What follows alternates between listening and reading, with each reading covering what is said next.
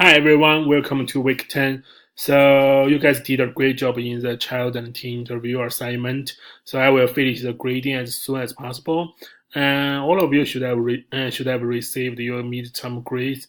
And if you have any questions for that, please send an email to me as soon as possible. So now I'm going to show you the week 10 page. So this week we will learn something about online gaming and the relationship between online game and education.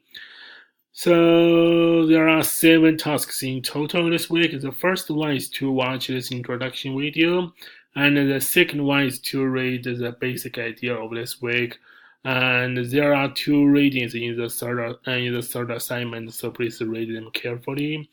And in the task 4 and task 5, there are 2 case study activities. The first one is Minecraft, and the second one is for the Fortnite. So I think some of you will be very interested in that. So please watch the video and read the articles very carefully. So after all of the reading and the case studies, you need to use the Flipgrid to share your reflection. And these are the guiding questions, and also there are some guiding tips here. So please read the guiding question and tips first, and then share your reflection in the Flipgrid. So after that, in the last assignment this week, it's time to prepare for the final project. So these are the requirements for the final project. You can use this link to read the overview of the final project. And at first you need to finish the first part of the final project this week, as the due of the first part is next Tuesday. So what you need to do in the first part is to answer this question and share your answer with me by email.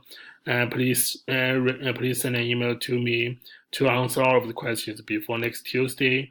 And after that, you can read the overview of the final project and start planning your final project. And this is the last project in this course, and the final deadline of this final project is May 7th. So please finish all of the things before that.